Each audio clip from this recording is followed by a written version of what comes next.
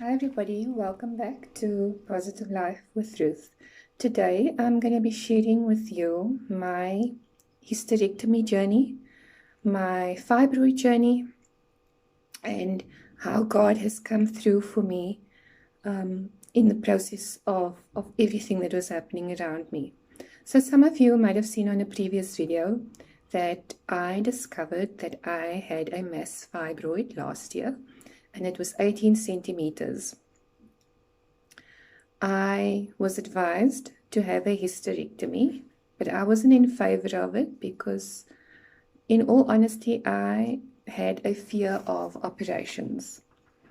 So I tried to sort of put it off. And also, the surgeon that I spoke to said to me that there's a good chance, because of my age, I'm close to menopause age, and there's a good chance that once I hit menopause, the fibroid will disappear on its own because there will be no hormone feeding the fibroid, because that is what a fibroid feeds off. So I'm going to go into detail on my hysterectomy journey, my recovery journey, and also just for any woman that sees this video, the importance of, going to have your doctor's visits and not to put off certain things. So before I go into the actual hysterectomy and the actual, after the operation, how I was doing, I'm going to basically tell you what I suffered with. So I suffered with a very heavy period for probably the past 10 years. And I think a lot of women don't realize that that is not normal. Having excruciating pain or having severe pain that lasts more than a day or two during your menstrual cycle, that is not normal. Also, I had heavy clotting and excessive bleeding. So if anybody comes across this video and anybody has these symptoms, my advice to you is go and have it checked out.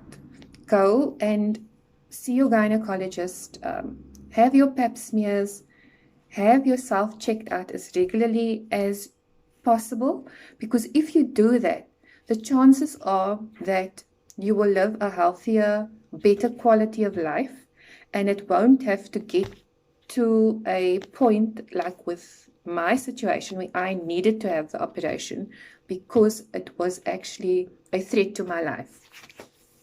So now we jump into the actual operation. At the time that the fibroid was discovered, it was 18 centimeters. Within less than a year, that fibroid grew to 28 centimeters. That is the size of a small soccer ball. And the pain and the discomfort that I went through was excruciating. And it is the kind of thing that I have so much empathy for women that go through, the same sort of situation, because it is not easy. And what happens also when you suffer like this, it drains your iron in your body. So apart from being in excruciating pain, you don't have the nutrients that your body needs to cope with everything that is being taken out of your body through this fibroid. So now we go fast forward to the actual operation, because I know a lot of you, might be interested in what a hysterectomy is like and the process and all of that.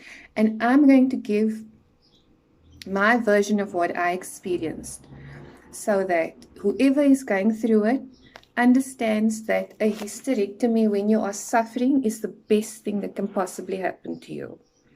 So I had the operation in May of this year, and I am 3 months plus post-op, but the entire process for me was a great one, and it is purely because I put my faith and my trust in God. There's no other reason for it.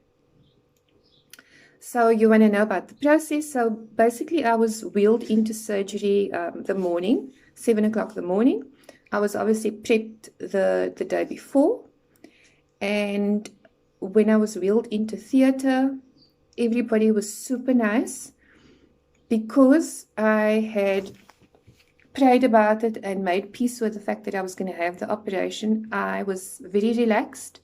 When the orderly came and wheeled me into the operating room, it was the most amazing feeling. Felt like I was floating, because that is how you feel when you put your faith, your trust, and your hope in God. You feel like, you feel like an ethereal being. And while I was waiting, I was prepped. You get the pre-op room before you go into the actual operating room. The operating room itself is very daunting because it is a tiny table, not even the size of a massage bed. It is way smaller. It is basically like a stretcher. That is the size of it. And I understand now why it is that tiny, because doctors need to actually be able to get on, to work around you. So they need as much room as possible to do that. So basically, in the pre-op room, I'm sorry that I'm jumping backwards and forwards, but I'm giving it to you as I remember it the best way possible. In the pre-op room, they basically put in a drip and needles. So I had a needle in this arm, I had a needle in this arm, I had a needle running into the vein on this hand, and I had a needle running into the vein on this hand. That they do before they take you into the operating room. And they do that because once you're on the operating tables, they just connect the different needles into you so that it makes their work a little bit easier. Right, into the operating room. On the table I am with 2 surgeons, assistants, nurses surrounding me. So basically what they did was they put a oxygen mask on my nose and they asked me to breathe. So I did that for 4 times. So they do that because they want you to get used to that process before they actually apply the anesthetic into these drips that they have attached to your hands and your arms. And I remember seeing from the corner of my eye, when they asked me to take the 5th breath, I saw from the corner of my eye a needle that was coming to be injected into this drip. And that was the anesthetic. And all I remember was, and the only way to equate it or to describe it, it is basically like a jolt that goes through your body. When the anesthetic, you can actually feel the anesthetic running through your different veins in your body. And that was it. That was all I remembered. I woke up and I remember the medical person that woke me up, she was looking at me and she was like, everything is over. It's over. Like, you okay? And when I woke up praising, because this is something that I'd been petrified of for such a long time. And here I am waking up from it and it's over. This thing that has given me such discomfort is out of my body. And when I woke up, I was praising God. And I was saying, God is amazing, and God is awesome, and God is magnificent, and God is my healer. And the medical lady that woke me up, she was looking at me and she said, yes, you're right. God is amazing, and God is awesome, and God is magnificent, and God is your healer, and you're okay. And we're going to wheel you back to your ward now, and you're going to rest a little bit, and you're just going to take it easy. So when I opened my eyes, they obviously have to wake you after an operation just to see that everything is okay with you, and everything was okay when I'd woken up. And then they let you rest. So then I was wheeled, to the ward that I was in, and I slept. Sorry, because I was dosed with morphine and different pain medication. So I felt nothing. The only thing that I could feel, and that was purely because I touched my tummy, was I felt, that my stomach was smaller, and I felt that there was a little bit of discomfort, a little bit. So I rested, and when I woke up, it was very important for me to stand up, because I'd watched a video by a pastor whose name I cannot remember, and he had gone for intense surgery. It was greater than a hysterectomy. It was he had surgery on his entire body, and he said that he wanted to stand up after his operation because he knew that the pain that he would feel standing up in that moment, anything thereafter, would not be as severe. And that is, it's stuck in my head, and that is what I did. So when I woke up after having slept a little bit, I stood up, and the nurse said, "Are you sure you want to stand up?" And I said, "Yes, I'm sure." And I stood up for a good couple of minutes, and then I sat down again. So the only thing I can tell you is it's a little bit uncomfortable. There's discomfort after the hysterectomy. And I can only give it to you from my experience. Yours might be different. But I had discomfort, and the discomfort that I felt was every time I moved. Every single time that I moved, I felt discomfort. And getting up was an issue because my body had to adjust to the fact that, something had happened. So day one was fine because I slept through the day, and they basically apply a morphine tank. It's this big, and it's got a button. So every time you have pain, you push the button, and the tank releases morphine into your system, and you're good to go. But what they also did was they had a tube attached to my actual, where my uterus used to be. So they had a tube attached there, and that tube was also to deaden the wound. So that was a painkiller for the wound itself, that I didn't feel pain. And then they give you medicine as well. They give you tablets as well for pain. And the tablets that they gave me was Tramadol, which is another form of morphine. So I had a lot of pain medication for the first day. The second day, they advised me to walk around a little bit. It's very uncomfortable because you have all these pipes and needles in your arms. They don't take that out because the drip runs for about 2 days before they remove it. And basically every time you want to go to the toilet, you have to basically unhook the drip, and you have to go to the toilet with a drip. So that was a little bit frustrating, but that was obviously part of the process, and that was okay. Day 2, I was fine. Day 3 was more or less the same. And day 4, they encouraged, on day 3 actually, they encouraged you to, to try to poo. And so here is the part that I think a lot of people don't mention, because majority of the pain that you actually experience after your hysterectomy, because they've opened you up, and my hysterectomy was a vertical hysterectomy. So they cut me from my navel all the way down to my uterus. And my stitches were staple stitches. So that is but I'll get to that part again. The stitches I will explain to you again. So basically they encourage you on day 3 or day 2, or whatever the case may be, that you urinate, and that you try to excrete, that you try to poo, So I didn't have problems with urinating at all. Like from the get-go, I didn't have a problem. The minute they removed the needle that they had, I had no problems. The drip, whatever you call it. But I did have a little bit of problems with pooing, and most women will, because the organs that surround the uterus itself is your bladder and also your rectum.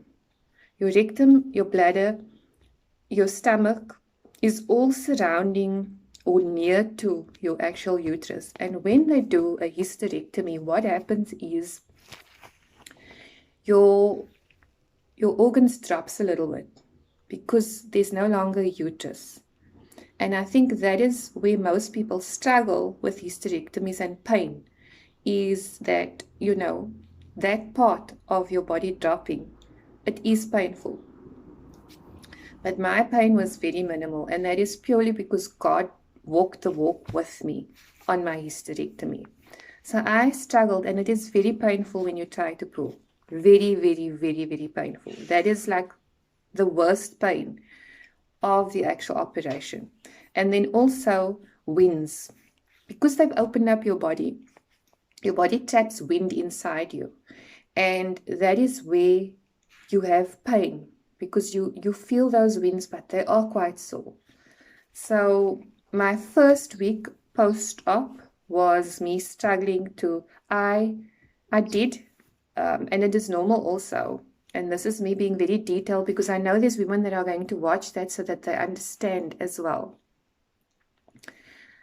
When you excrete the first time, it's not going to be a proper stool. It's going to be a very tiny amount of stool that will come out of your body, but that's normal because you don't have a massive appetite. I didn't have any appetite for the first week. My appetite was gone. And I think maybe the medication had something to do with it, the fact that you're on heavy morphine and all kinds of other stuff. But I didn't have much of an appetite. So that is, the majority of pain comes from actually trying to excrete, trying to poo, and the winds. So my advice to you to make your process easier is invest in some orange juice or any juice, any pulpy juice to help you with the process of excreting. Because if you don't, the alternative is to take a what do you call it? They give it to you to help you with pooing. They'll give you one of those tablets, and you don't want a laxative. I went blank. They give you a laxative to take to help you with the pooing process, and that is horrible. That is horrible, and you don't want that. So to avoid all that, and this is what I did. I had juice, but what really helped me was the fact that I drank lots of water. So I was drinking 2 liters of water a day just to help me, and it did. And once you have a proper stool, you will find that your body will be okay and the pain will be gone. So it's just getting to that point where you have your first stool that is the most painful part for me with a hysterectomy. You can't shower, or bath because of the wound that you have, and I couldn't for the first 3 weeks. So the first 3 weeks I wiped myself off. I had a little wash basin that I had a lot of help. I had a lot of help. My mom helped me, my daughter helped me, everybody helped me. And you can't stitch and you can't bend. So for the first couple of weeks, those are things that you don't want to do, because believe me, if you're going to try to do it, the pain is going to be excruciating. So the nice and the beautiful thing about the hysterectomy process is your body talks to you, and your body tells you what you can and what you can't do. And that is how you learn, and that is how you adjust. So for the first 3 weeks, I couldn't wash myself. I basically, wiped myself off. I had, the little basin of water, and that was all I could do. It was very frustrating because I'm a shower girl, and I could not do it. The 4th week was the best week for me, because by week 4, I could finally have a shower. It was amazing. The shower was absolutely fantastic. But again, climbing into the shower, and that's why they say no baths and showers, because the first time you climb into a bath or shower, your body tells you that something serious has happened to it. Also, I tried going to the shops the second week already. And this is the other thing that people don't really tell you. What happens is when you try to go out, after this operation, it is like all the energy in your body is saturated. You walk a short distance, and by a short distance, I'm talking like a couple of meters, and your body is kaput. Like your energy levels are so low after this operation, and also your strength levels. That is why they say you can't pick up anything heavy for that specific reason. And those are things that I experienced like hectically. You can't walk very fast. You can't spend long amounts of time in shops because you just don't have the energy for it, and you don't have the strength either. But that was my, I'm now on 3 months plus. I feel amazing. I don't feel like I've had any operation. The other thing that I need to just mention is I had staple stitches. If you have staple stitches, they say 7 days after surgery, your stitches needs to be removed unless you have the dissolvable stitches. And I had conflicting information on when my stitches had to be removed. So I went on day 8 to have my stitches removed.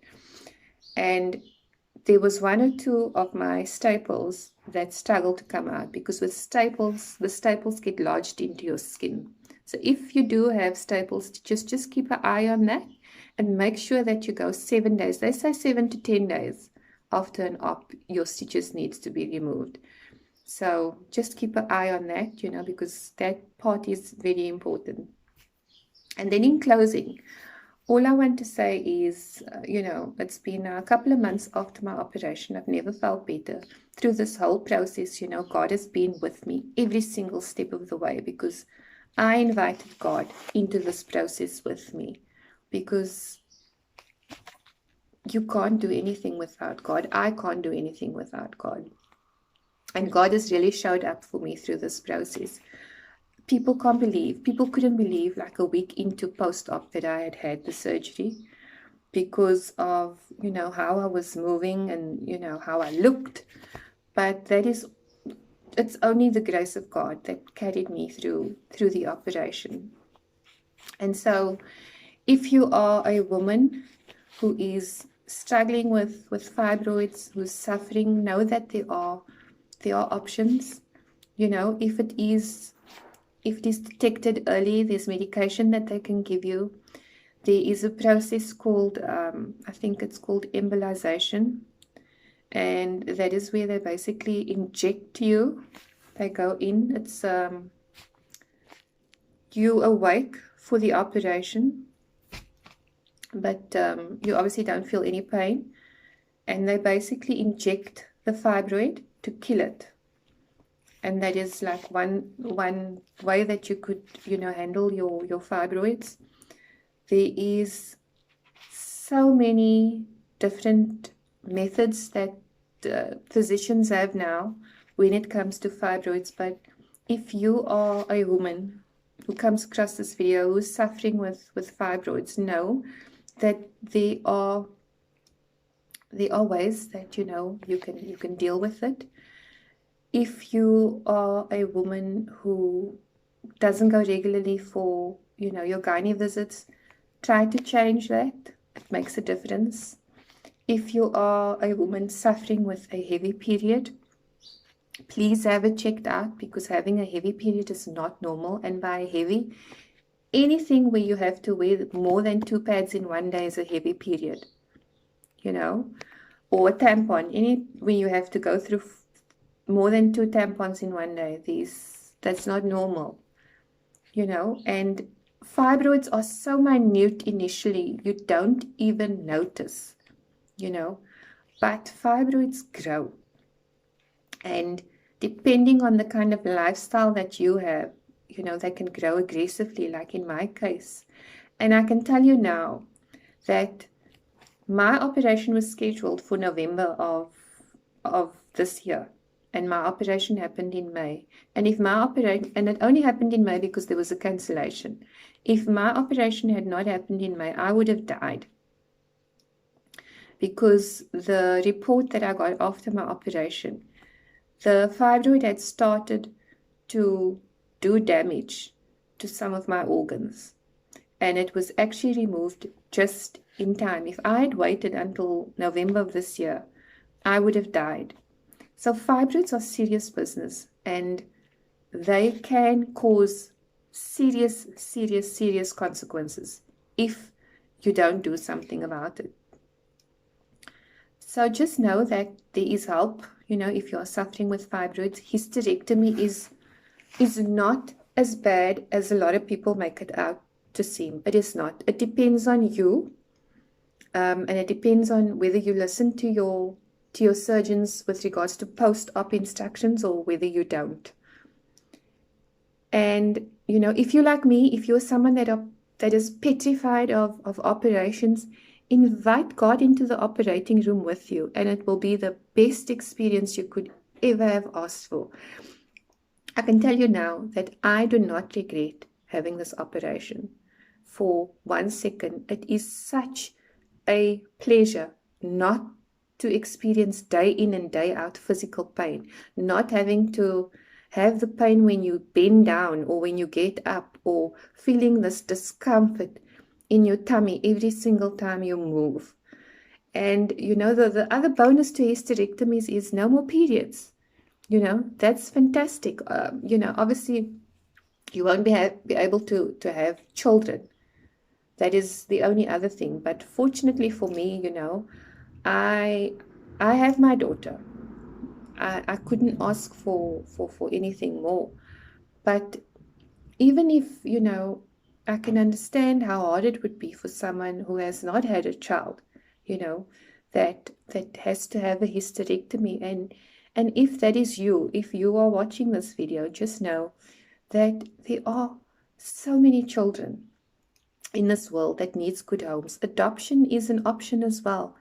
But the importance of looking after ourselves as women is so crucial, because oftentimes we are looking after our families and our husbands and our partners and everybody else but ourselves. We need to make ourselves priority. We need to take steps, where we make time for ourselves and where we go for our doctor's checkups, because uterine health is very important and it should not be taken lightly. And, if you want to live a healthy, normal life, just know that if you go for your checkups, and even if you have a hysterectomy, you will live a better quality of life. And that is something that I suffered with, and that was something that pushed me, to actually just have the operation. My quality of life for the past couple of years was horrible. You would never see it because I am quite a positive person, but I lived with pain every single day for the better part of 10 years. That does not have to be you. It does not have to be you. Don't fear a hysterectomy, because a hysterectomy is a doorway to having your freedom back, to having a better quality of life back, to having a healthier life, and to being there longer for your family. So I hope that this video has helped you. If you have any additional questions, drop a comment in the comment box and I will get back to you. And I hope that in some way this video helps someone going through the process who is scared, who doesn't know which way to turn. Just know that you're not alone. There are other women going through the same thing, and there is a support system of women as well. There's websites on the internet with hysterectomy support groups where women share their experiences. All that I can say to you is don't listen to people that tell you their horrible hysterectomy story. Everybody's hysterectomy story is going to be unique. And if you invite God